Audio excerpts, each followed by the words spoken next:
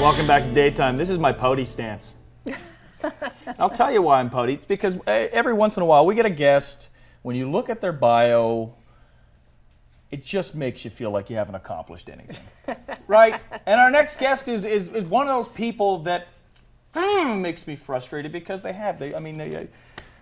you've pretty much dabbled in everything, haven't you? But I mean, you're here to talk about an upcoming concert at the Art Around the Pond in the Main Street in Wellesley. Yes. Which is happening on the 19th, which is this upcoming, June 19th. Mm-hmm. I should learn to read a calendar, folks. This is a good thing. Anyway, Jenikz is with us now, and I mean, again, maybe I'll let you describe. I mean, your focus today is the music, but maybe you could give a bit of history about yourself because you've been literally all over the map, literally on television. I mean, all over the map, as well as a musician, yoga instructor. Yeah, I also teach yoga too.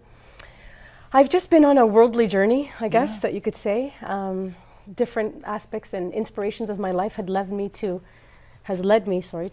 just beautiful things like yoga and music and acting. I studied a little bit of acting in school. I got a scholarship to the University of Windsor. Mm-hmm.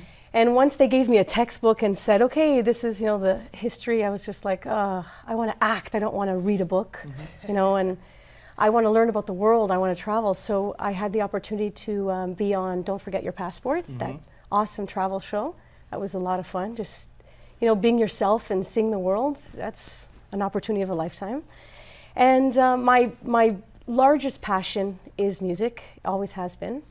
And nothing beats the feeling of writing your own music. That feeling when it comes and you're just like, I feel it, it's coming, this is going to be a good one. It's, I take that over chocolate or over anything. And I was going to say, what a fitting expression for all the things that you have experienced. Because obviously, music when done well is this greater truth. And as a songwriter, you have control over kind of infusing your songs with your experiences, with the things that you draw from all of that you've kind of in this greater journey, as you put it.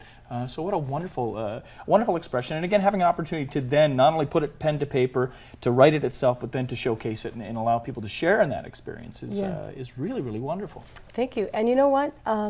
There's a different element to it too. It's like creating it is one beautiful energy, and then actually having the CD to fruition, alive, in your hand, saying, okay, now it's out, I give it to the world. Mm-hmm. There's another part of the journey now, another chapter that's really exciting, and it's like, okay, now that I gave birth to this music, it's like you give it to the world, and somehow you just look and see, okay, what's going to come back? And I'm curious too. I mean, given the experiences you've had, and I mean, you're still pretty young, right? So you've experienced a lot in a relatively short period of time. Can you talk at all about maybe how your music is different now versus what it would have been, say, 5-10 years ago?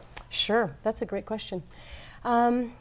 Every time I write a song, I feel that it gets a little richer, a little deeper. It has an element of just maturity that even just from the prior song, you could really sense and feel. And from people that have followed me a long ways away, they're like, oh my God, this is my favorite song. And then the next one I have, this is my favorite song. So it's nice that they always grow and they seem to get a little bit more mature.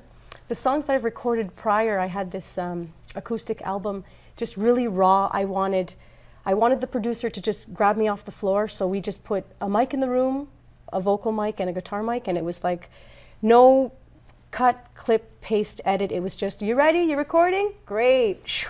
So that my more recent music was a little more raw, a little more just acoustic, and now I have the great honor of adding all the textures and elements of the sounds that I want to use, like drums, electronics, and strings and bass. So now this album is quite more expansive, way more full, a lot of energy.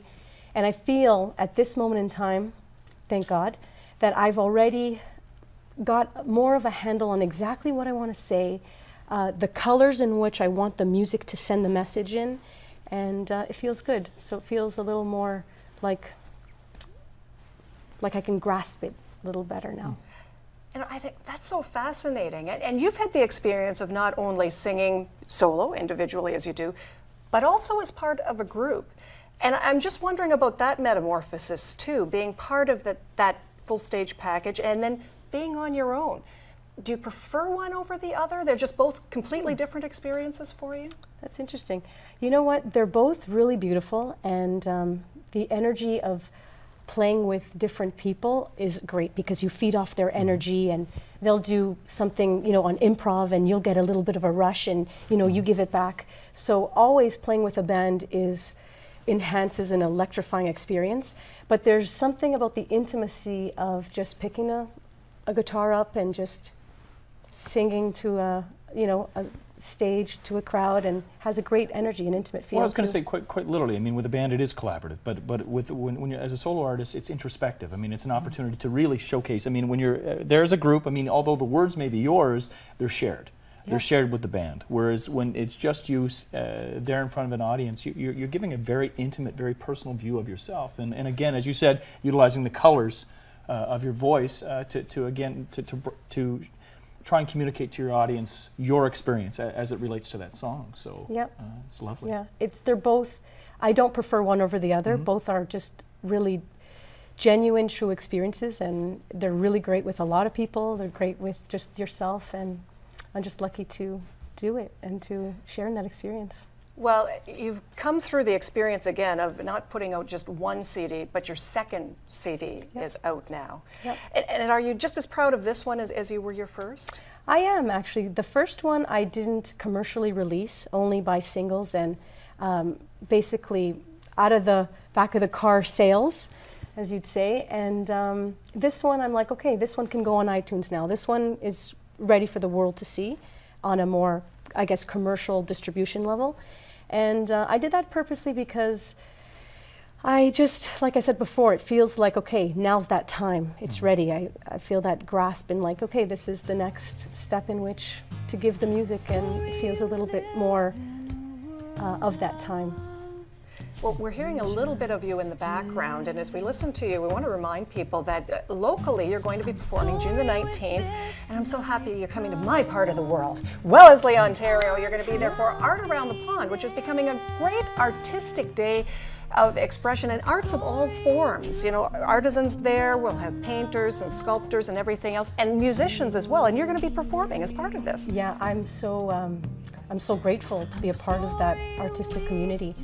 I've had previous experiences of singing live and having artists paint while I perform. Also in Guelph, I've performed before and had a belly dancer, dance to my music. We'll direct everybody to your website for upcoming dates with Jenikz